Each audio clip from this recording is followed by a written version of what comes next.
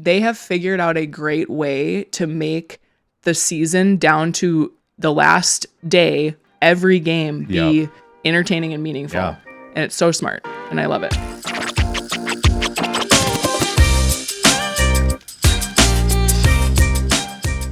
Hi, I'm Caitlin. Hi, I'm Alex. And this is Raising the Game, a women's sports podcast covering primetime performers, the business behind the athletes in the leagues, and what the growth of women's sports means for the next generation of women's athletes.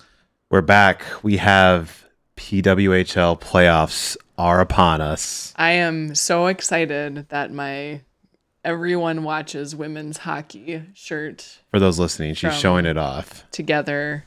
Collab with Together is here just in time for the playoffs. I will say, Together, if you're watching, I'm also wearing your hat. Sponsor her. And I think that you should sponsor me. I also think that you should do a collab like you're going to do with the NWSL with the PWHL Yes, teams. absolutely. So I can get a purple one. Yep. That would match my Frost hat, which I was planning to wear tonight. Yes. But it didn't match this red, white, and blue nonsense that I have. We did on. a pre-show fit check, and it wasn't. We did. It was not a vibe that I wanted to roll with here. We also have NWSL returning from an international break. Yes, lots to talk about there. Yeah, we have a lot, and a look back at the first week of WNBA preseason. Ew, the W is back, baby. It is back. We didn't really watch any of it. No, we were busy. Just a little bit. We were busy. Caught a little bit of that Fever Liberty game, which was interesting. So we're going to talk about that, what we're watching for before the season tips off. Yes. A week from Saturday. Absolutely. So should we do favorite thing? Let's get into it. I'll start. So I have a couple. One of my favorite things was coaching my daughter. Oh, yeah. In our first game over the weekend. It was a wet one. We had practice during the week, and then we had a game. It was very rainy. Yeah. The girls tell me that they lost 11-13. I stopped keeping track after like 4 goals were scored because I realized how high scoring it was going to be. It was a lot of goals, but some good things. We've got a good foundation to work on. Coach Caitlin is in full force. There are some fast girls on that team. There's a couple that speed. Just we have cruise around the pitch. And we talked last episode about how you have speed always. Yep. Now I've got to work on possession. Yes. Okay. My other one, this is like late breaking news that we just were talking about, but Team USA track superstar legend Allyson Felix just announced that she is planning to make a run to return, no pun intended, to the LA 2028 Olympics. And I was reading her post about it, and she was like, this isn't about ego. It's not about me winning more gold medals. It's about like, what am I capable of? Yeah. Can you prove it to yourself? Like, exactly. And like, I'm a mom now. I'm over 40. Women at all ages, but especially as we get older, are kind of encouraged to shrink and like take up less space. And she's like, nah. Yeah. I'm gonna go for it. So I love everything about that. It'll be really interesting to watch, even if she qualifies and gets there. That's a huge thing, but the fact that she's even doing it is fantastic. Yeah, so that's awesome. Sorry, I had 2 favorite things. Yeah. My favorite, I think, was Soph's goal the other day. I saw it on your sheet. But also Trinity Rodman's reaction to it on social media. So cute. It was really nice. I thought that was really cool. I'll talk a little bit more about Soph's goal when we do the NWSL segment, but first of all, beautiful goal. That little touch right before to just get past the defender. Space, yes, the space. But I'm going to talk a little bit about what, the emotion maybe behind it too, from the perspective of a mom. A mom, yeah. All right. Let's go into headlines. I thought we were going to dive right into PWHL, but we're going to go into headlines, which is PWHL to start out. So here we go. The PWHL playoffs are set with top seed Montreal selecting to face off against 3 seed Minnesota, leaving 2 seed Boston to take on last day qualifier and 4th seed Ottawa. I have some thoughts about that. But I have pondered this so much. We'll talk later, in this segment. I will add, though, that Vancouver So it's really funny. We've talked about this, like you win the playoffs or you win berths to the playoffs, but the other teams who get eliminated are trying to earn points to get that first draft pick. And so Vancouver won the golden draft point thing. Yep. Despite being eliminated with fewer games to go than Seattle. Yeah. So Seattle actually had an opportunity to gain more points in total, and they just didn't. Yep, did. This is big. We'll talk a little bit about the draft in that segment too, and kind of the players we've mentioned before. Players responsible for this shirt being made. NWSL was back in action this weekend after the international break. We'll do a breakdown a little later in the episode. Yep, and we kind of talked too about WNBA already as well, which was back, so we'll hit on that in a few minutes here. The NWSL will add an 18th team in 2028 in Columbus, Ohio, after the Haslam Group puts up a record $205 million in expansion fees. So this is wild. This is coming about a year after the Arthur Blank Group in Atlanta put up $165 million for an expansion team in Atlanta due to also start in 2028. Putting this in, and that was like a lot of the time, right? Putting this in perspective for a second, when Angel City FC, which is currently the highest valued team in the NWSL, came into the league in 2021, they were bought. The expansion fees were termed or figured out in 2020, $2 million. Yeah, that's insane. So 5-6 years ago, right? We've gone up 100x. 100x. Yeah. Which just again, we keep talking about like the trend, right? And everything is up and to the right. Yeah. Everything is up and to the right. So really cool to see. I know we'll talk a little bit about this in the NWSL segment. It, of course, does not come without controversy. Yes. U.S. Women's National Team draws El Salvador for World Cup qualifying match in CONCACAF Women's Championship in November. So this was convenient. Last week, we talked about what was lying ahead, but we didn't have really any details as far as that World Cup qualification went for CONCACAF. The tournament bracket has now been released, the draw. And so the U.S. will play, like Alex said, El Salvador. They essentially just need to win that match and they qualify. Yeah. They qualified for the tournament by their ranking within FIFA, and then they get ranked according to those, or they get seeded, according to those rankings. This tournament, I was reading, also serves as an Olympic qualifier with the top 3 teams. So essentially, you get to the semifinals. It's going to be the winner of the 2 semifinals plus whoever wins the 3rd place game once they get into that tournament. Now, what's funny is the U.S. auto-qualified for the Olympics because they're host nation. So we were actually wondering, we'll look into the rules. Drop it down. Yeah, does CONCACAF still get to qualify 3 additional teams, or is the U.S. taking up a slot, right? That game will be on November 27th in Texas. And yes, we already said, they already qualified for the Olympics as a host nation. The U.S. Women's National Team also announced Brazil as its June window opponent and will head to Brazil for games on June 6th and 9th. This is amazing. This is such great prep and so freaking smart. Yeah. We're not going to turn into the Emma Hayes Power Hour again here. It's really hard for me not to. But getting to play in Brazil in front of fans that are not your fans, not friends of yours, against a really, what I think is going to be a really contentious contender in Brazil. I should say, not contentious. Well, maybe that too. Yeah. We're seeing a lot of their young talent on display in the NWSL right now, and I'm really looking forward to these matches. These will be good matches. WNBA announces record broadcast deal with 216 games being nationally televised, including all 44 Indiana Fever regular season games. Yeah, I think Alex might have mentioned this in our last episode that there's no excuse for you not to watch it.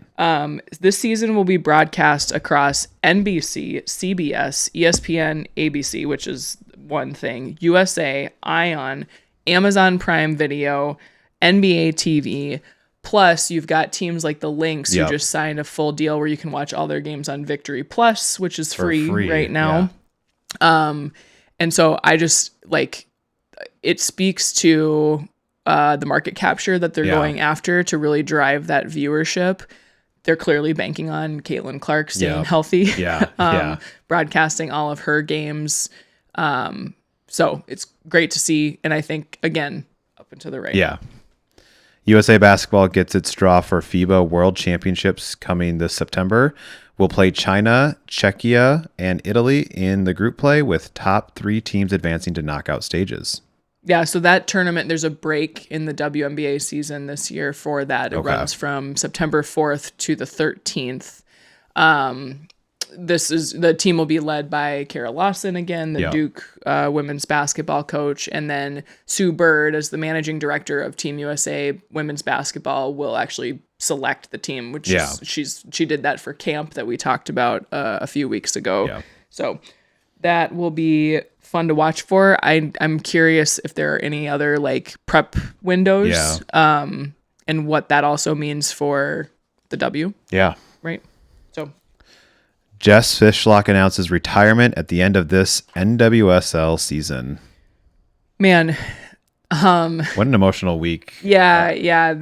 I saw this come across. This was big. So Jess Fishlock has been in the league since its inception in 2013. She's one of only 3 players still playing, alongside Alyssa Nair, who is a goalkeeper for the Chicago Red Stars, and then Sydney Leroux, who plays for Angel City FC. She is the only player to play all full 13 seasons, right? So those other players have had injuries or what have you. She's won 3 championships. She's played all years with Seattle. Just she's such a legacy there. Yeah. She's such a great leader. I remember when I first watched an NWSL game with the Reign, I remember her like standing out to me as just like this, works super hard, always talking to her teammates. Like she just embodies what's great about football. Unfortunately, we saw her take a really, really bad injury on Sunday that looks like her retirement may have been accelerated, which is really, really sad to see. And I think we were seeing the emotion of that realization coming to the fore for her. So wish her the best. NWSL and NWSLPA joins Project ACL, a research initiative focused on reducing ACL injuries in women's soccer. Yeah, this is big. We should do a deeper dive on just ACL injuries and prevalence in women, and how that is such an impact on all the different sports, but specifically soccer, I think. This initiative was launched in 2024 in the WSL, which is the English Super League.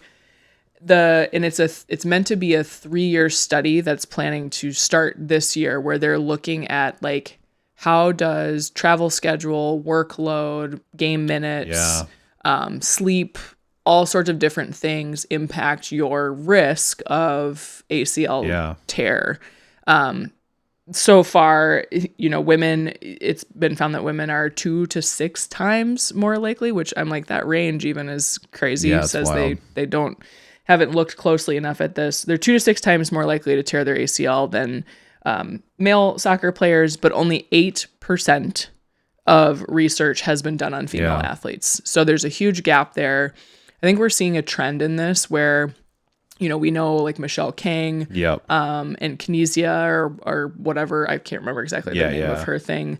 And then we just listened to a podcast of an interview of Clara Wusai, who's an owner of the New York Liberty. She has a whole venture for research for health, and it's amazing. I think we saw that too, even with the WNFC, the football league, where they're doing a lot of research on how do we support women, female athletes, right?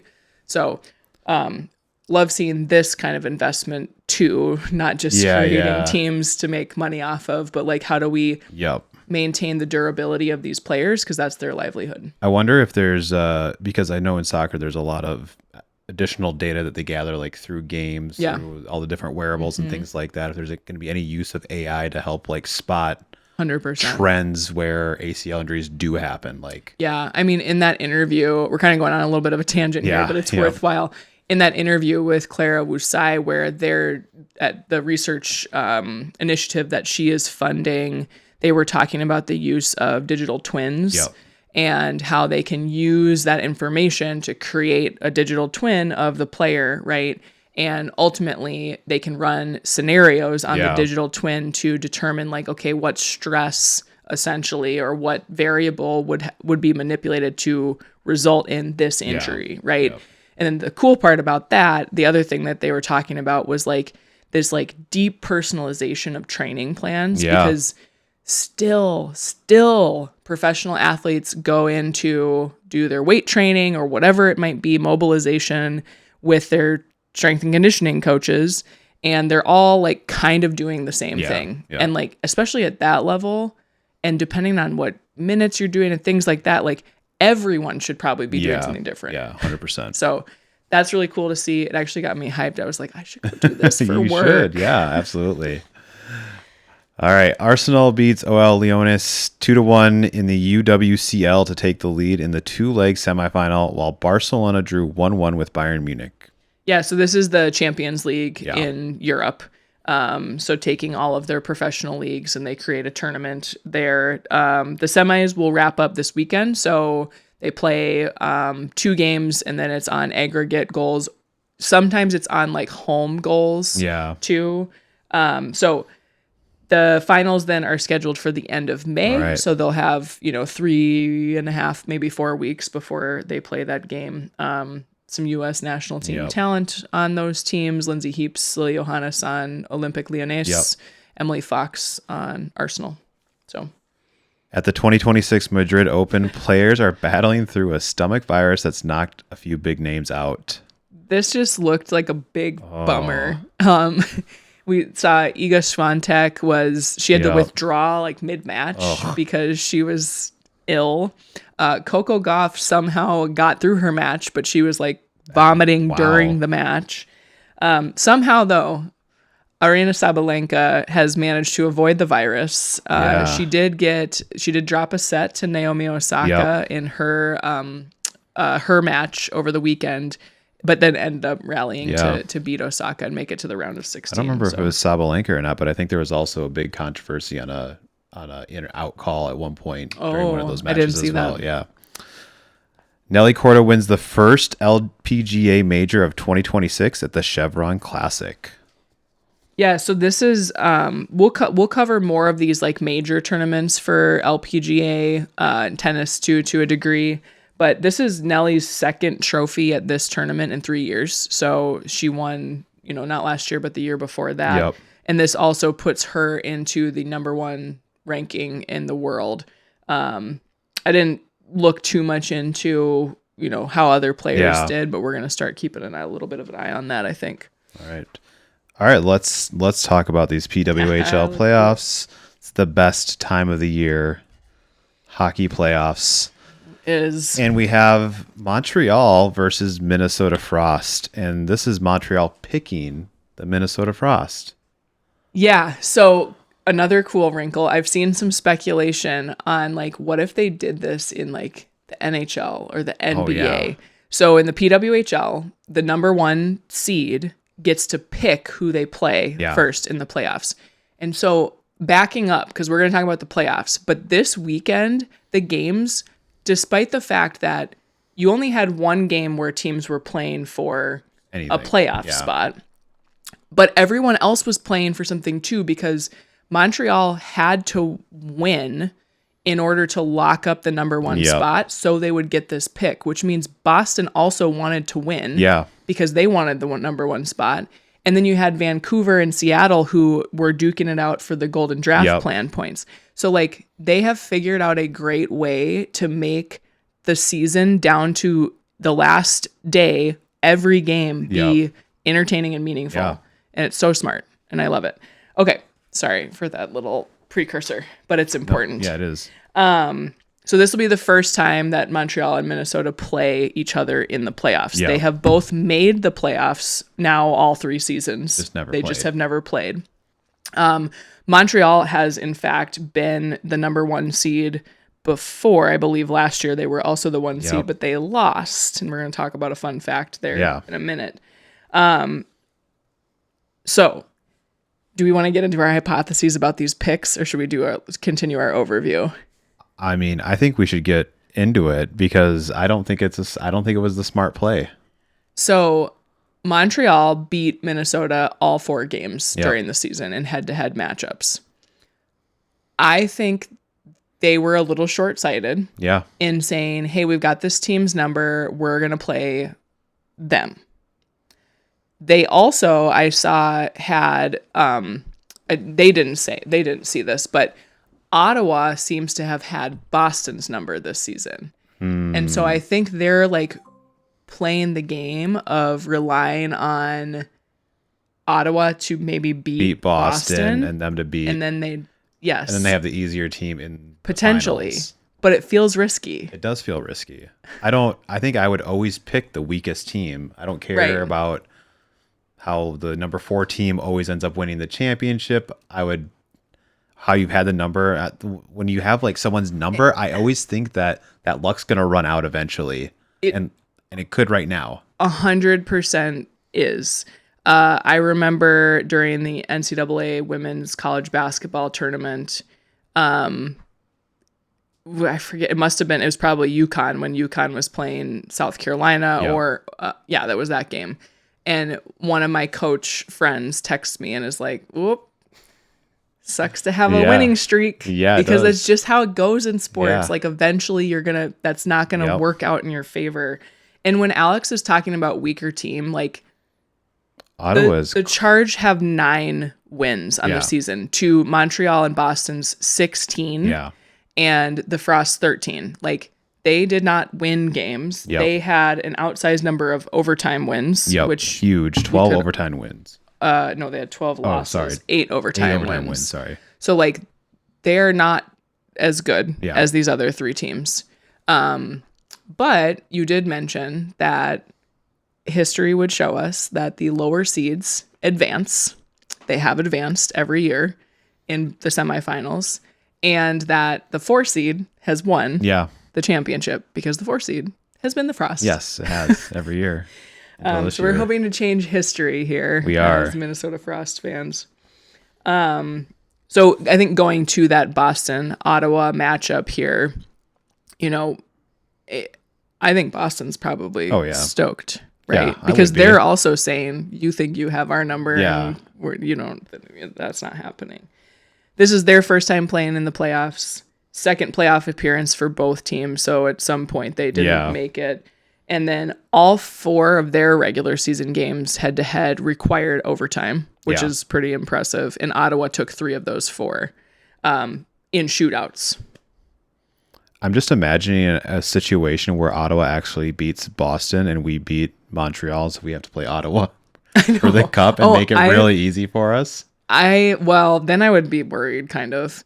The other thing that we were talking about, like when prep for this, was I think the Frost are going to challenge Montreal. I think they're going to make them really work to beat them. If I were Montreal, I would have preferred to put that work against my 2 top contenders. Like I would have preferred to pit those 2 against one another and just taking care of business against Ottawa. Yeah. Now, no shade to Ottawa. They could be on a surge. I think they are on like a 3-game or 4-game winning streak right now. So like they may be peaking at the right time, as we like to say in sports. But it seems interesting. I think the best championship is probably Montreal versus Boston or Minnesota versus Boston. Yeah. I don't think there's any, I already said that's the combinations. I think those are the 2 best. If one of those 2 combinations happens, I think you're going to get a very good series in the championship. If it's anyone against Ottawa, I think it's going to be potentially boring. Yeah.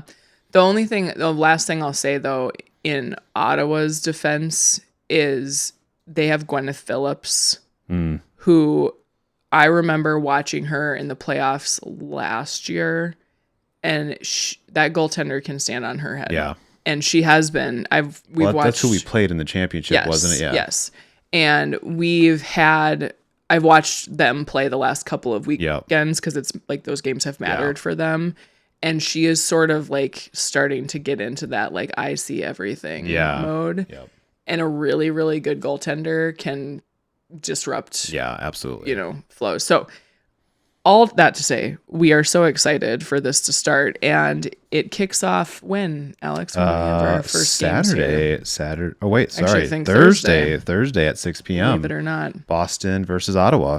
And then we have, I remember from the What to Watch, we'll talk about this, but a doubleheader on Saturday. Yes. Boston and Ottawa play their second game late, while Montreal and Minnesota play earlier that day. Yeah, so catching y'all up on the format, it's a 5-game series. They'll play 2 games at the top seeds place, and then you'd go to the lower seeds arena for the next 2 games, if necessary. Yeah. Obviously, the third one's necessary, but and then the final game would go back to the top seed if they need the 5th game.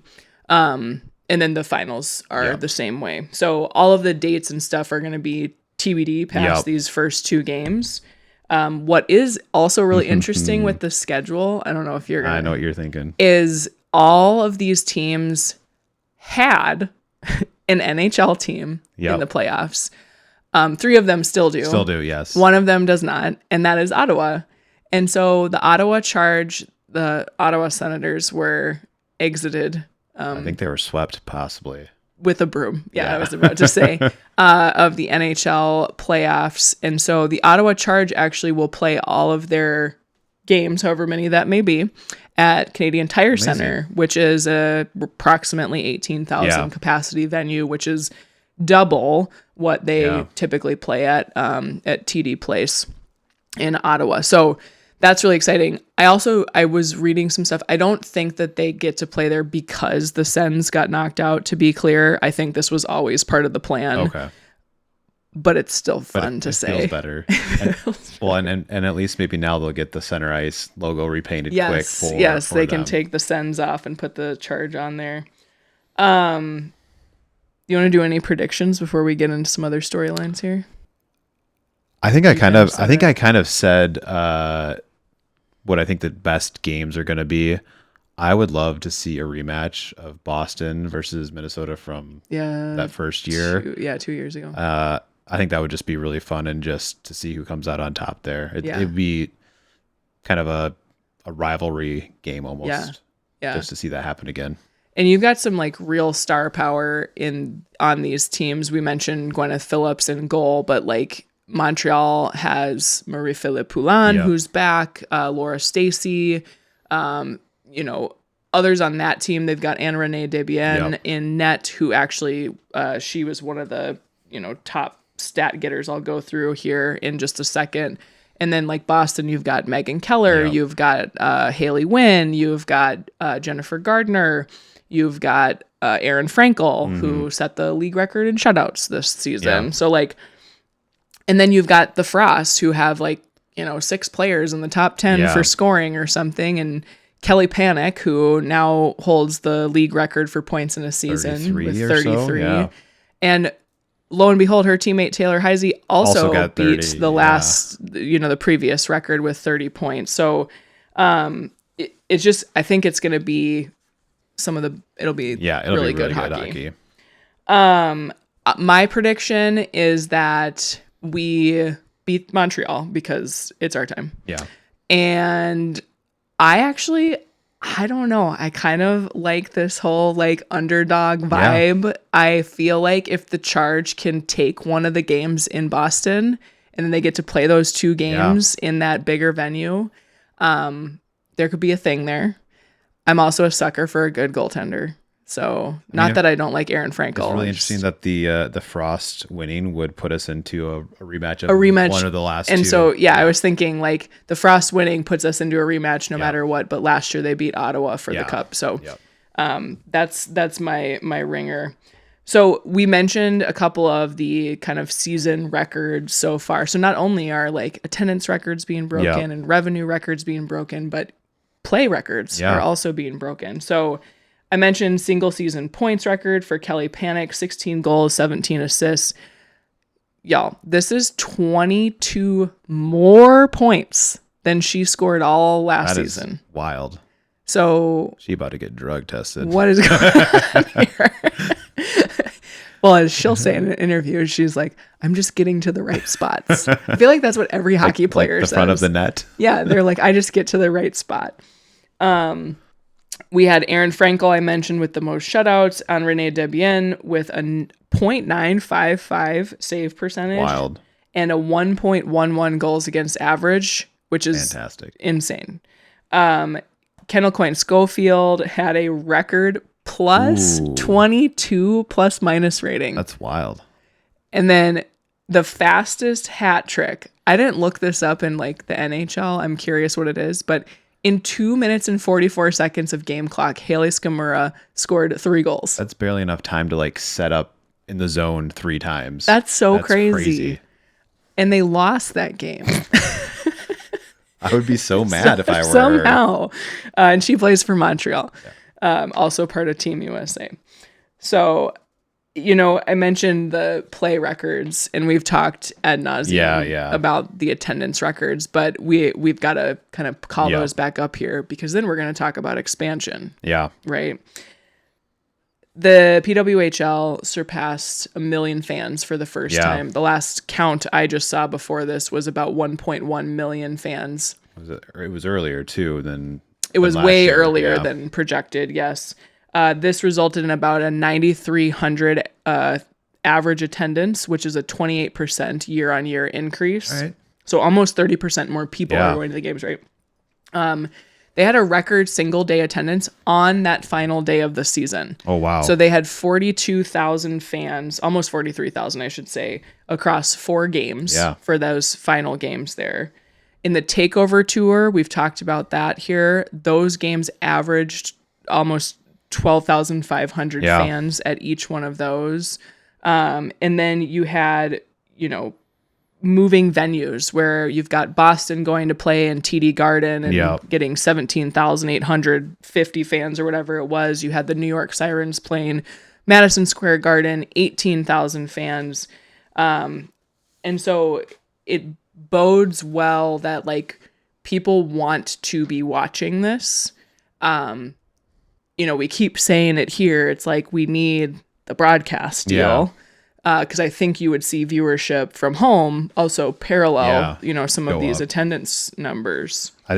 We've said it so many times. I think it's so smart what they're doing with the Takeover Tour to kind of vet these potential expansion cities, and just being able to see sellouts or near sellouts in those cities is just super smart. Right. There's demand there. Like, let's do that. I mean, they kind of did that a little bit. NWSL, we mentioned that Columbus got that expansion team. They've been playing tournament games and things in Columbus, not always for NWSL national team soccer as well, but like they kind of test. It's like market testing, right? So speaking of expansion, we don't have an announcement yet. We thought we might, and we found out why it's delayed a little bit. So I read a really good article about this today, trying to like understand all of it. I kept thinking like, oh, we're gonna find out. Yep. Because there were some really important meetings that were scheduled. So the league and the Players Association was supposed to meet last night to talk about the plans, which then you would assume once they're informed, they can go public with that information. The other wrinkle that I did not think about is that the NCAA is apparently voted today, I don't know if it's decided yet, on a 5th year of eligibility for college hockey. Oh, okay. And so that was something that was delaying the timing, because they need to know if that's going to happen before they do anything with expansion. Yeah, you don't want to overexpand and not have the talent to fill. Exactly. Now, we talked about kind of the proof point and building a little bit on that for expansion. We had 2 expansion teams this year. They finished dead bottom of the table, but these teams drew some of the highest attendance numbers consistently in the league. So you had Seattle, multiple 17,000 plus games from an attendance perspective. They averaged 12,500 people per game. And then Vancouver, multiple 13,000 plus games. Their capacity is a little lower than Seattle's at Climate Pledge Arena. But they averaged over 12,000 per game. And so even teams that are not even performing that well, but like the demand was there. I just think that like people are showing up. Yeah, they did their research and they knew which cities to expand into. And it's not like they're going to pick, we have a list here. They're not going to pick two of these cities at random and say, go have a PWHL team. They're going to say, you two are the most likely to be successful. We're picking you. Right. Now, what's really interesting, we've talked on the pod about how like we think Detroit is a lock, basically. Yeah.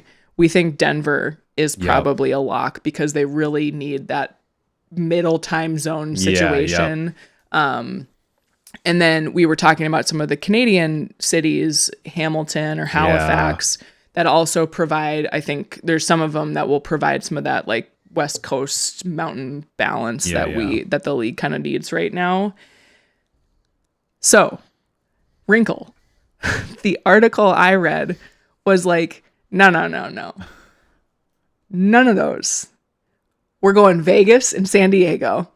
And I was like, excuse me? I don't know. So it will be interesting to hear the announcement because it sort of flies in the face of the logic that we've kind of seen. Somebody's pumping a Kalshi bet, I think. But what's interesting though is the barriers they've run into. We talked about some of the timing barriers, but what some of the other barriers that they've run into with kind of deciding on where they're going to go is there is the issue of venue. Yep. So where do the teams play? We've talked on the pod before about like logically it makes sense to kind of partner with an NHL team. Yep. Well, turns out that not every NHL team wants to do that because they wouldn't own the team. So the Walter Group right now is saying, we want to continue to own the whole league. Yep. And the reason for that is that we can grow it at a consistent rate. You're not going to end up with overstacking on one side where you have deeper pockets than another side, right? And so they are really looking to grow the league to a certain point. They also probably want it to value at a certain level before they offer breaking that up into other buckets. I also think that, you know, the NHL teams might come into it going, we know how to run a team. Like, look how successful we are. But I think the PWHL ownership is saying, you know how to run a men's team. Yes. You do not know how to run a women's league, and we actually maybe don't trust you to run a women's league. I think that is 100% also one of the challenges. I think, and in my mind, I haven't had a ton of time to think through this. To me, it seems smart, both from like, I think they really believe in their product, right? Yeah. I think they genuinely want this to be something that is long lasting and successful for these women, for the fans, for the cities that they're going into. Yep. I also think that they see the up and to the right movement. Yeah. And they're like, we are not willing to sell this now because we see this going way up and way to the right. Yep. And we can stand to make a lot of money on it. So the Vegas and San Diego kind of insertion into the conversation was interesting, but those are two cities where, so Vegas obviously has the Golden Knights. Yep. It sounded like their ownership is not like, doesn't want to own the women's or they don't need to. Yeah. Right. Yep. There's also multiple venues in Vegas where they could play. They don't have to share an arena with the Golden Knights. And then San Diego is interesting. They have a AHL team called the Gulls. Okay. Where the women's team could play, but there's no like ownership group vying for that space. Plus, these two teams help to like bring more of that West Coast. Yep. And San Diego, the what I was reading about was like one of your largest markets for any sport is LA. Yeah. Right. That, I mean, they have got like 4 teams in each league, right? Not far away from. It's 2 hours from San it's Diego. Right there. So I think the thinking is we have a huge market to tap that we haven't tested, right? But I mean, it's California. Yeah. Right. And what player doesn't want to go play in exactly. Cal, especially San Diego? So I thought that was really interesting. We will be on the lookout. Last year's announcements came on April 23rd and the 30th. Alex just said playoffs drop the puck on the 30th. Thursday. Thursday the 30th. They're probably announcing it as we record this. Like, I'm not gonna Literally, lie. I know. We have our We'll be old news. Our phones are on camera mode. We old can't see what's news. going on. The final thing I'll say about it is it does sound like they're talking about 4 teams and 2 to join next season, 2 to join the season after. Yeah. So we had thought 4. We just thought 4 maybe all at once, and it sounds like they're going to phase it, which I think makes sense. Smarter, play. All right. Should we move on to NWSL? Yeah, let's talk NWSL. We had a big return after an international break here. Please walk us through the weekend results. Yeah, we had Racing Louisville notched a first win with a 3-2 victory over Orlando. We had Spirit stomping KC 4-0. What's happening in Kansas City? That's one of my stories. You do talk about that. Gotham looked revived in a 3-0 win over Bay FC. Legacy still struggling, losing 2-0 to flailing Chicago team. And I think you said Listener was not playing that game. She did not play that game. Courage take down strong Houston team 1-0. Summit squandered 2-goal lead, losing 3-2 to San Diego. Wave in front of a sellout crowd. I thought that game was over at half, and then suddenly it was. San Diego was scary, man. Yeah. I'm going to talk about that too. Thorns top Angel City FC 2-1 behind Sophia Wilson's first goal back from maternity leave. And the Utah blank Seattle 3-0, and Rain C captain Jess Fishlock stretchered off. Yeah, we talked about that. Really unfortunate. So I think when I look at this, and like a lot of goals, which is good. Yeah. Right. Like I think that obviously keeps fans engaged. So we like to see that, but a lot of shutouts too. Right. So it's like higher scoring, but not from the other team. Want to kind of, it's more fun when they're a little bit more competitive. Like the Summit Wave game was really fun to watch. So I think where this leaves us from a standings perspective at the end of this weekend is San Diego's top of the standings, 5-0-1. They've got 15 points. They look in really good form. I'm going to talk about that in a second. They're followed up by Portland with 13 points, Utah with 10, Seattle with 10, and then Angel City rounding out the top 5 with 9 points. One thing I noticed in looking at the stats here is these teams are all scoring goals. Yeah. They're, averaging 2 goals a game, basically. Right below them, you've got Washington, you've got Houston, you've got Orlando kind of rounding out that top 8. And then what's really surprising to see is a team like Gotham, not in the top 8 teams, and then Kansas City in the bottom 3. Like, that's not where anybody had that team. And frankly, like, looking at the roster, like, thinking about the investments that they make there and things like that, like, I don't think they expect it. And then poor Boston. Cringing. I cringed reading ahead on this. This expansion team, they had the big 30,000, person attendance for their inaugural match. They have scored 1 goal in 5 games. That is very bad. Not great. I was reading a little bit about it because I'm like, what's going on here? I got to go figure out some more, do some sleuthing. They relied really heavily on international players coming over. As we hear with many different leagues, right? NWSL is a different kind of style of soccer than the European league. So if these players were coming over from European leagues to play on this expansion team, you got some time to like settle in and adjust. The other thing is their coach came over from Europe. And so their coach has them playing a very conservative 5 in the back. And so you're really looking to like kind of control the ball out of the back. Usually then you're going to have your wingers kind of flexing and running up the side, but it leaves your middle can get kind of exposed and empty, and I think we're seeing teams take advantage of that And so I don't know if it's going to be like the next couple weeks, if it's going to be like, do we change tactics? Yeah. Do we change players and positions? Do we change coaches? Is that kind of like you're just going to hold back and wait to see if you can get a fast break kind of, or it can be, it can be. Sometimes it's more to like, can we use the wide channels? But what I've seen from them is they're not getting the ball into the wide channels. So like it defeats the purpose of that. It also, it is just like a more defensive posture, right? You're putting more people back behind the ball intentionally. Does that lead to more the ball being in your backfield more, right? 100%. Like, if you're not controlling the midfield, you are going to be playing more defense. Yep. And the other thing that's interesting to like think about with that kind of a scheme is that is not common in American soccer. Tend to see more 4 in the back, even some 3 in the back, but very rarely do you see 5. So again, that like translation of international European to the NWSL. Yeah.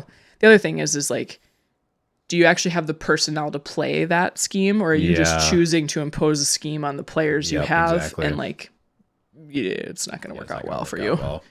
So that was way more than you got to talk about Boston. Deep in the X's and O's there a little bit. Let's talk a little bit about your storyline, because this is interesting. Yeah. So like we said, Columbus getting a team in 2028, $205 million fee. Just some other quick numbers here about that. They're going to play at the 22,000 seat Scott's Miracle-Gro Field, which will be renovated to add a NWSL locker room ahead of that season. The group that is bringing them in is like we said, Haslam Sports Group. They own the Cleveland Browns, Columbus Crew, co-owners of the Milwaukee Bucks. We also have Columbus-based insurance giant Nationwide. Okay. Doctors Christine and Pete Edwards, who I was like, who are these people? They are also Columbus Crew investors since 2019. All right. So that's who's bringing them in there. We said that Columbus has a lot of games, and when we were talking about this probably 3 or 4 episodes ago, we said it makes sense. The U.S. women's national team plays there all the time. I looked it up. 13 games they have played there. Oh, wow. So they play a lot there. But like we said, not without controversy. Of course. We had a city council vote 5-3 with 1 abstention after a contentious public hearing. They are building a training facility on something called McCoy Park. Mm-hmm. This park was meant to serve kind of this underserved area. Mm-hmm. It was supposed to be for a very inclusive park, one for even people with like disabilities and things like that. An accessible park. And the council members said that the plan was essentially submitted by the mayor and the NWSL before the council ever saw it. Oh, wow. So like they kind of like circumvented the city council a little bit. Let me get this quote here, and this might be a. How do the residents feel about this? Well, let's see what one of the council members said. Okay. Representatives. Yeah.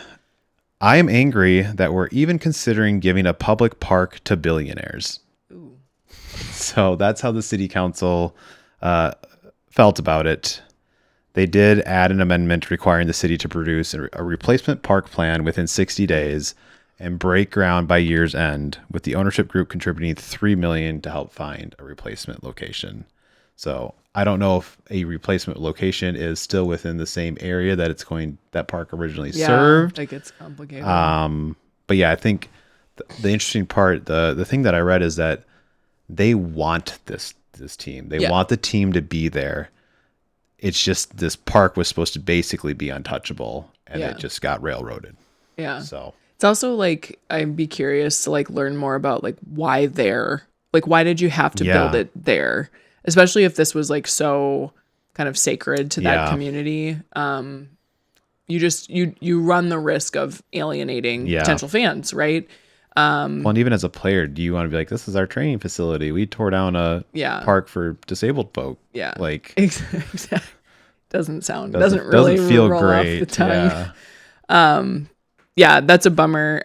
Hopefully they are able to rectify with a park that serves that community similarly to the way that McCoy Park did, and put money behind it. So It's also just like weird. Why not get like the buy-in from the people? Like get your stakeholders bought in. Like I do this. It's like, was there a rush? Like I'm so maybe. I mean, Jessica Berman, the commissioner of the NWSL, had come out. I mean, she's been saying this for a little while, but like there's a line basically that you have to get in to be considered. The NWSL, I think we were talking about this a few episodes ago, that like they just take bids whenever. There's no like set timing that you can do that. So like it makes me feel like there isn't a rush. Like there wasn't really a deadline. Well, I wonder if it was more a deadline of the price, right? So that I was just going to say, like, as we've seen, we went from 165 million last year to now 205. Like if they didn't get the 205, someone else was going to get the 205, and now you're looking at what, 245? Yeah, something like that. 285, whatever it ends up being. I wonder if the ownership group went to the mayor and said, "This gets done now, or we need you to help us pay for, like, give us some tax money to help pay for this, whatever it is, right? Like we can pay 205, we're not going to pay 285 to bring it in. So it's now or nothing, maybe. We'll find out. Maybe we won't. All right. From expansion NWSL team to just a little bit about how the season's going so far. I've alluded to a couple of these already, but San Diego had a real rough season last year, and then they had a real rough off season. Like they were losing players left, right, and center. It kind of has been sort of wheels falling off the bus since Alex Morgan retired. Just slowly. It didn't happen all at once, but and I mean, I came into this season being like, there ain't no way any good. They are so good. Yeah, they're really good. They have so many great players. They rely on a lot of like creativity and like giving space. Jonas Eideval, their head coach, like seems to have created a system where these really creative players, really skilled players just have free reign to like do whatever they need to do. And that is so freeing as a player when like you're not worried about like, staying in your lane or whatever. It's been really fun to watch, frankly. They're anchored by Kennedy Wesley, who we just saw on the U.S. Women's National Team. Talked about her a lot last week. Yeah, at center back. She scored another goal with her head. Beautiful header goal. It was awesome. Over the weekend. She really likes that field that she was playing on. And, you've got some of the Brazilian talent in Dujinha and Ludmila up top who are they're so powerful. They're so shifty. They're just so creative with the ball. Kenza Dali in the midfield. And then Kat Macario, who signed that big $5 million deal with them. She apparently was on the bench. Available and didn't play. She's coming back off of a heel injury. But throw her in the mix. It's going to be... I don't know if they're the team to beat. Yeah. I don't know how you break that down. Or how you defend it, frankly. I don't think it's really about breaking their defense down at this point. So that's really fun. That was like our team when we first started watching NWSL. So good to see them, looking strong. I do want to talk a little bit about Sophia Wilson's first goal. Alex mentioned there's like a split screen of Trinity Rodman like watching Soph score the goal, and at first she's like, that's a really good goal. And it is beautiful. You talked a little bit about that. I want to talk about just the emotion of like, I saw a quote from her that was like, I didn't want to put pressure on myself to score. But man, I really needed that goal. Right. And like now I would be so worried lining up across the pitch from Sophia Wilson. Like she's still got it. Yeah. And it's gonna roll now, right? Well, and as an opponent thinking, oh no, she still has it. Oh no, she knows she still has it. Yeah, exactly. Scary. Exactly. So I'm excited to see her kind of continue to grow into that. And like what a moment. You saw her, you could see in the video her turn to where she probably knows Gigi is and like doing, kisses into the stands, and she was a little emotional. Like, it was a feels moment. It was. As a mom too, just like like you did it. Yep. You did the thing. You like birthed a human. You brought life into the world, which is already incredible. Yeah. And now you're back playing at like The elite level. The elite level. So happy for her. So happy for what that means for the U.S. women's national team. And then my last thing is just like, what is going on in Kansas City? There is no excuse, frankly. But I have a couple that are plausible. All right, let's hear 'em. Okay. New coach. So Chris Armas came in. Vlatko Andonovsky moved into kind of a sporting director role for the club after being head coach the last couple of seasons. And I just kind of wonder sometimes, not always, but sometimes with new coaches, we just talked about this with Boston.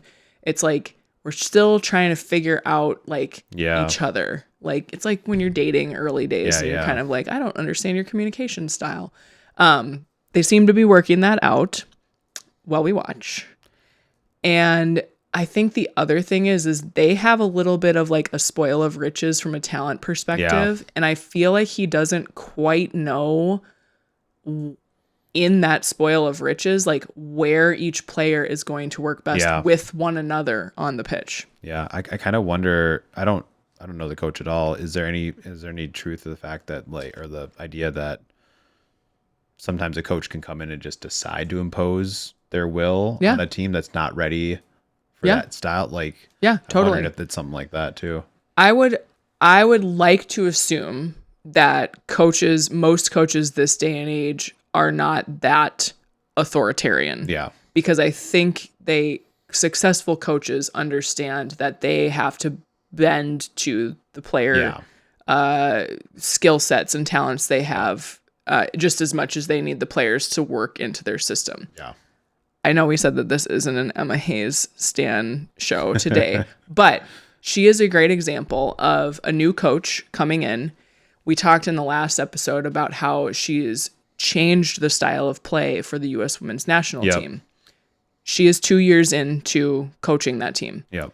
So she took a long ramp period to understand her players, look at her depth of talent, right? Yep. And start to get them warming to that idea. Now, Chris Armas doesn't have the luxury of that time, right? But I'm sure that what it is it's more of a friction between like, I see what I have, I know what we could do with it. We have to all kind of get in sync. Yeah. And we're not quite in sync yet. So it's a long season. We've got a lot of games ahead, but they're definitely one where like week over week, I'm sort of like, okay, better pick it up. Have you won yet? You got to pick it up. And then obviously Boston, I'm going to be like, if anybody's losing to Boston at this point, not good. Get out of here. All right. We had our first few WNBA preseason games here. Sure did. You want to walk us through these results? So we had 4 games over the weekend. We had the Fever in New York City or Brooklyn, I suppose, playing the Liberty. They won 109-91 behind 18 points from Kelsey Mitchell and I can't remember her first name, but Walker Kimbrough. So 2 players with 18 points. And then the Liberty, it looked like, Stewie was playing, Ionescu was playing, but Han Yu she's a Chinese international. Yeah. I was watching, I was like, good Lord, this girl is tall. She's so tall. She put up 20 points for the Liberty, so looked really good. I feel like these preseason games, it's always like a little hard to tell. Yeah. Because no one's playing full minutes, like, Lineups whatever. Are kind of weird. So, I will add Caitlin Clark had 7 points, 4 assists in her first WNBA action since last summer. So it's good to see her back out on the court. I'm going to talk a little bit more about her in a few here. Yeah.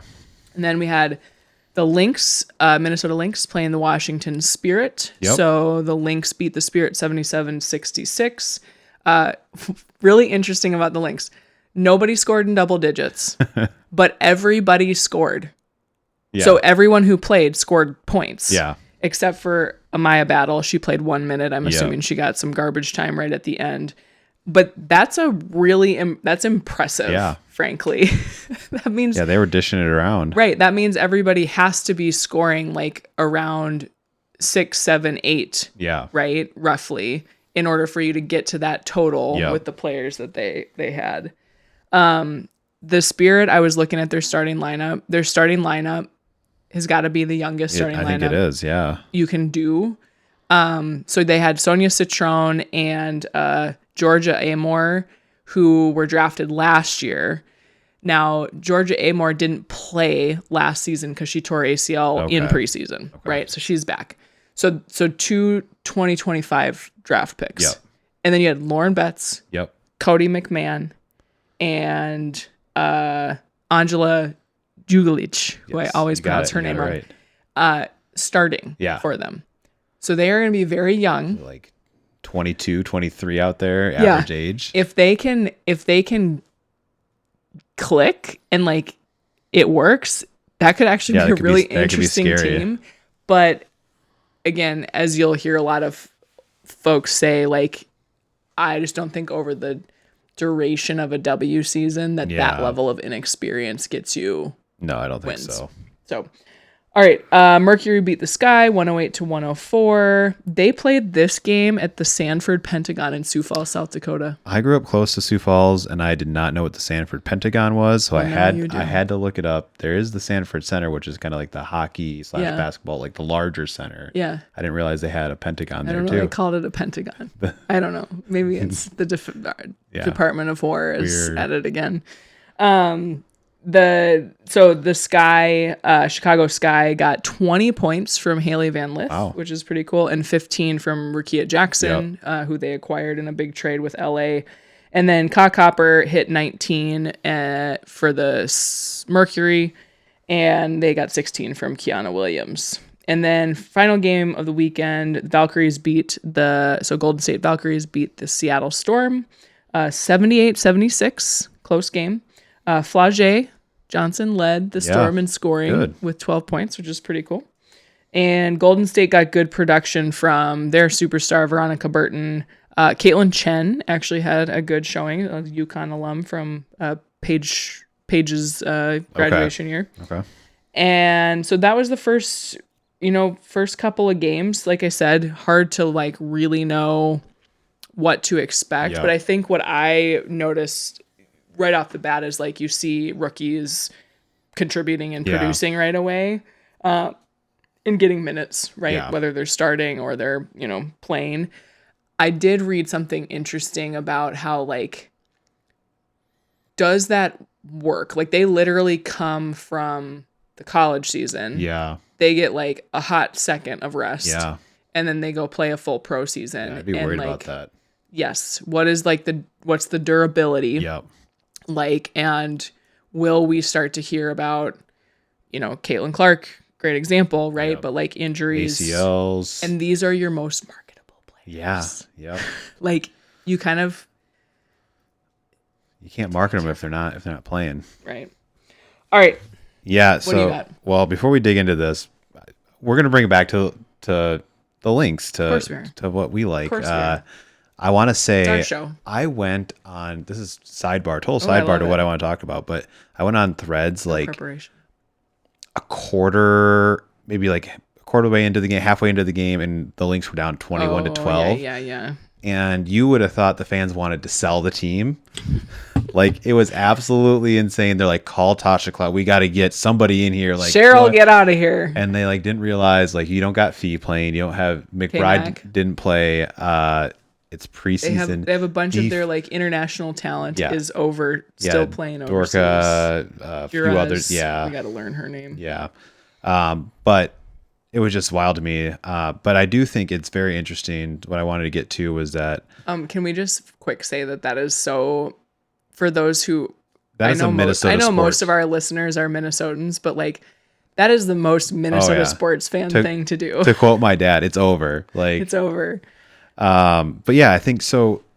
There was a lot of talk around Minnesota during free agency about why aren't they doing anything? Yeah. They didn't do anything. And I actually kind of think that right now they're a little bit of a sleeper team because they thought we only lost talent, which we lost a lot of talent. We did. But because we had to. Yep. And I think what we've actually done is kind of built a little bit of a sleeper team here. Okay. I think especially when you talk Midwest basketball, you're going to talk Fever. Yep. For obvious reasons. Obviously. You're going to talk Chicago because it's the big city. Yeah. And usually, I mean, even last year, Minnesota's still a flashy team, but now everyone's like, well, they lost everyone. What are they going to do? Yeah. They didn't pick anyone up in free agency. Yeah. They had the number 2 pick, but it's also a college kid. Like, how much can they contribute? Right. I think that they are going to be a sleeper team. And as soon as you have someone like K-Mac playing, you have Fee coming back from her injury, hopefully pretty quickly. Yeah. I think they're going to be a force to be reckoned with. I like it. I'm not Minnesota negative right now. I'm full on. I like it. I think you're right. That like DNA of winning doesn't just go away. I mean, they've shown that they've literally won 4 trophies, the most of any. Cheryl is like franchise. The strand that runs the main. Right. So I think you could be onto something there. And like, just to put a little finer point on it, they have 4 players playing overseas right now who are like, would be some of their starters. Yep. So, between the injuries and that, it's like, it's fine. They're playing Nigeria right now in Kansas City, which is pretty cool. Bringing the Lynxies down to St. Louis. I was going to talk about these rookies. Yeah, the rookies. And how the rookies are showing up. I already we already mentioned just like that durability piece, but like they showed off in these first couple of games. So Raven Johnson had a really good showing for the Fever. She may be the kind of like point guard or somebody who can help handle the ball so that your real scorers, Kelsey Mitchell and Caitlin Clark, can be open and have less time. Take up some time away from defenders. The other thing I love about Raven Johnson is her defense. She can defend anybody on the court. So like we saw this in UConn. She drew the short stick somehow. Well, probably because she's really good at her job of guarding Sarah Strong, arguably the best college player in the nation. And she shut her down in that semifinal game. So you have somebody who's really versatile from a defensive perspective. She's just like seems like a great teammate, right? Just wants to be there, wants the team to do well, wants to contribute however she can. Her head coach Stephanie White, was really high on her defensive side of the ball, and she's like, she'll learn the offense. Well, girl in 18 minutes had 6 points on 3 for 3 shooting and 8 assists. Wow. So I think she learned the offense. Yeah, I think she got it. She's getting there. So I'm excited to watch that. That also makes the Fever, frankly, like a scary team to me. Her, in addition to some of their other players. We'll do a little too early to predict situation here in a second. Then you got Olivia Miles. Alex mentioned her. She was drafted to the Lynx, the number 2 overall. She had a good showing. I was looking on threads before we started recording, and there was some chatter around the game against Nigeria, and they were like, Olivia girl, like they just ain't ready for your dimes yet, because I think she's a very creative passer. Yeah. The thing about a creative passer is like you have to have receivers who are anticipating creative passes. And if they're not, it's just a turnover, right? So we'll see how that clicks. We had, Lauren Betts and Cody McMahon show up really well for the Mystics, 24 points between the two of them, leading the team. And then Flage, we already mentioned. So I'm excited to see that. I think, again, going to my business lens now, right? It's like the more that these players can be successful, where they have the marketability and the NIL deals coming in, the better that is for the W. Yeah, absolutely. Right. So I think that's cool. Another thing I really probably need to look into it more, but I really don't understand all the clamor around Caitlin Clark. There's like 2 very distinct groups that form around her, and I get the overarching themes. Yeah. I get them. Caitlin Clark, my personal opinion on Caitlin Clark, I think she is a phenomenal basketball player. Do I think she is the best basketball player from like all around skills perspective? No, I don't. If she would have played a full season, maybe we'd know more. I don't think that she is a great defender. Like, I don't think she's ever been a great defender. No, I don't think so. I don't think that's been a part of her game that she's needed to work on. Nope. She may find in the W she needs to work on it. Yeah. I personally don't love how she comports herself on the court. I don't know anything about how she carries herself off the court. I don't really care about that unless she's being like blatantly awful to people or groups of people or whatever. But she doesn't have that, like, she doesn't give off, and I don't know Caitlin Clark, but she doesn't give off that like true teammate vibe to me. There's also been a few videos of her like upset at cameramen for getting too close while they're doing their job, even though they're like not. Yeah, she gets like a little. So I think there's. Puffy. I think that what the interesting thing is you can take somebody who is super flashy and maybe rude, and you kind of just go, well, that's who they are, and that's who they always are and have been, and you just. That's fine. But then like someone with Caitlin Clark, it kind of feels like she's so good and you kind of don't see it until you see it. And then it's like, wait, this is weird. I don't know. So I don't know. There's like a whole section of the internet that like thinks that there's someone trying to like sabotage her career, right? By, drafting Raven Johnson, like things like that. Like it's so freaking weird. But at the same time, like I don't want to so we're big on this podcast about just like being a kind human being. Yeah. And like, just like we don't let any men slide for like, oh, you're good, so like we're just going to let your behavior slide. It's hard for me to sit and watch the way she does react to cameramen or whoever. And be like, oh, it's just who she is. Yeah. Like, no, be nice. Yeah, exactly. Be nice. So I will say that she is a very good thing for the league. 100%. She is a very good thing for the game of basketball. She is a very good thing for young girls. My daughter, we had to go buy new soccer cleats before our game last Saturday. And we're in the sports section. And she's like, can I also get a basketball? Because basketball has now become like her thing. The biggest thing. And so there's like a million basketballs. And I'm like trying to get her to get like a nice leather one, like a indoor outdoor like leather ball. She's like, no, I want this Caitlin Clark branded ball. And I was like, all right. That works. That works. Like, and that's kind of the beauty of it, right? Like she has created this movement and momentum, and we'll talk about it in our next Pioneers episode. But like, it's undeniable her influence, and so we can't take that away from her. It's just kind of like, is there like manufactured controversy because she does attract attention? You know, I think the other thing we need to think about is that some of this is. We're getting this from the internet, and the internet is crazy when it comes to the WNBA players. That's true. Like they're insane. You got to watch out on threads. There's a lot of opinions about a lot of things on. I actually don't even recommend going and looking. Any at text. It. I don't for some reason any text based.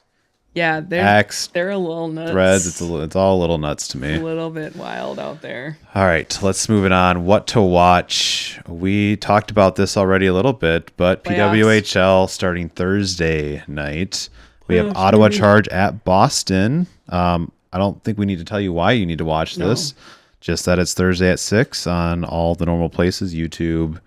I guess we got Northeast Sports Network and TSN. Then we have our Saturday doubleheader. Minnesota at Montreal. We have them playing at 1 p.m. Central on Scripps Sports Network, Prime Video, and YouTube. Yeah. And then that doubleheader, Game 2, Boston-Ottawa again at 6 p.m. Yep. All games in the final series of the PWHL will be nationally broadcast too. Okay. So we'll let y'all know. Is that Ion? It's going to be on Ion. Okay. Yeah. All right, got it. So it'll be easier to watch once we get to the final. Yeah. Although YouTube broadcasts are great. Yeah, they have a lot of little trivia in between things, and they have a little bouncing logo. It's really good. Yes, the like spot the differences. Yes, I love it. Your kids will enjoy it. Yeah, we enjoy it. We're kids too. So NWSL, there's a lot happening this week in the NWSL. Wednesday night we have 4 different games, but the one to watch, it's going to be late for some of you folks. Portland Thorns at San Diego Wave. Oh, I can't stay awake for this. Yeah, it starts at 9 p.m. Central and is on CBS Sports Network. Dang. So, watch 15 minutes of that and then pass out. That's right. And then this weekend, we have Angel City FC versus Utah Royals. We talked about the Utah versus Seattle game. Utah blanked them 3-0. Another late one. Yeah, and it is another West Coast teams, man. Well, it's 7:45 Central. Oh, okay. Well, you can stay for that. It's the weekend too. Is it the weekend? It's on. I've lost my date in here. I believe that is on Sunday. Okay. On Ion. So okay, cool. And then popping into WNBA preseason. We have the Fever versus the Wings. This is the Wings' first game. Yes. AZ Fudd making her debut alongside Paige against Caitlin Clark. So, very anticipated game. This is also a preview of the league opener on May 9th. That's right. This is on Thursday at 6 p.m. Central on Ion. And apparently a lot of these are also free on the WNBA app if you make a WNBA ID, is what I've been told. Oh. So go make your IDs. I have seen a lot of things on Threads about how the app sucks. So maybe don't do that. So maybe just watch on Ion. And then we have one on Friday at 7 p.m. Central, Minnesota Lynx versus Toronto Tempo. Olivia Miles' first home game, and it's going to be Toronto's Kiki Rice, their first round pick, makes her debut as well. Oh, I love it. Again, free. I think that might be on Ion as well, but also free on the WNBA app. Make your ID, get over there. And one last thing, we have Women's Elite Rugby starts season 2 this Saturday. We have Boston Banshees versus the New York Exiles at 4 Central. Hell yes to these names. Yes. These are all, by the way, these are all on Women's Sports Network. Chicago Tempest versus the Twin Cities Gemini. All right. 7 p.m. Central. Yes, please. And then the Bay Breakers on Sunday versus the Denver Onyx, 6 p.m. Central. They could have done better. All right, let's wrap this thing up. We got winners and losers. Let's do the losers first. Oh, man. I have one loser and one, it's more sad than it's a loser. Yeah, I mean, let's see. Yeah, it's the one that's popping into my head is just Fishlock's injury. That was my sad one, yeah. Is like so heartbreaking. Definitely not a loser, just... She's not a loser. Really sad to see it go that way. Just very, very unfortunate. My loser is Kansas City. Current. The soccer team. Yeah. Sorry. Not the city. Kansas City. I am so sorry. You're a loser. No, Not sorry, the wait. City. I just like, I think, like I said, lots of time to go, but like the players you have and like the support you get, it just should be better. Like we need more quality. Potentially we'll be calling them the most improved at some point later this season. They hope so. They hope so. And I have no doubt they'll turn it around. I think it's just shocking coming off of like how dominant they were in the regular season last year. Yeah. They won the regular season trophy. I think that's the Shield in like record number of games. Yeah. Like they had locked that up with like 8 games to go or something. And so just to like see that turnaround, and you know, they lost some players. Claire Hutton moved to BFC, but they brought in Croy Bethune. Like it's not like they lost like core players, really that coaching change. Yeah. And so I don't know. We'll see how it goes. That might be mine. Mine was the Denver Summit collapse. Oh God. Like that just was bad up too. 2-0 at half and then lose it 3-2. Yeah. It was fun to watch. I gotta be the other one that I just thought of too was we watched the Spirit Kansas City game. Okay, I actually think something that they need to assess their goalkeeping. Do you remember that? The Spirit, the KC goalkeeper, the Spirit scored like 2 goals on like totally fumbled. Oh yeah, had the ball in her hands and then dropped it, type of thing, and like you just can't do it. Gotta clean that up. Just can't do it. All right, winners. I didn't see it. Okay. You can go first. I don't want to. Mine's PWHL as a league. Like very successful regular season. We had, the last 3 or so weeks was just every game was mattered, whether you're in first or whether you're trying to get that 4th place spot, or even if you're not even in the playoffs, get those draft points. So the 1 million fans, the 12.5K average attendance, just we are going to have an expansion. Maybe next week we'll announce it again. We'll say that every week until they do, but I think they're just doing great. Yeah, it's a good one. My winner is going to be, trying to be a little bit more original. So Trinity Rodman, I complained about her form a couple weeks ago. I was like, can somebody talk to her? I think someone talked to her. Yeah, someone talked to her. So she ended up having 2 assists in the national team international window, and then she came back, and her first game back for the Spirit had a goal and an assist. Great play, kind of did what we expect Trin to do. She looks like she's having fun. Yep. So it's again exciting to see. I really like her as a player, but it's great for the league. Yeah. When stars that are marketable, that connect with fans, are successful. Yeah, absolutely. So I love to see it. Another winner, Team Wildfire this weekend, even though they didn't win their game. Team Wildfire. Yes. Good job, my coach. daughter's team came up with their team name. They have red jerseys. Yeah. So they went with Wildfire, which is very cute. I think that's all we got. We'll give an update next week after our next game. We'll keep a little tally going. Little tally. RTG _pod on Instagram, Threads, YouTube, rtgpod.com, raising the game pod at gmail.com, and then raising the game on Substack. Reach out to us. Yeah. Till next week. Till next week. All right. Bye. Bye.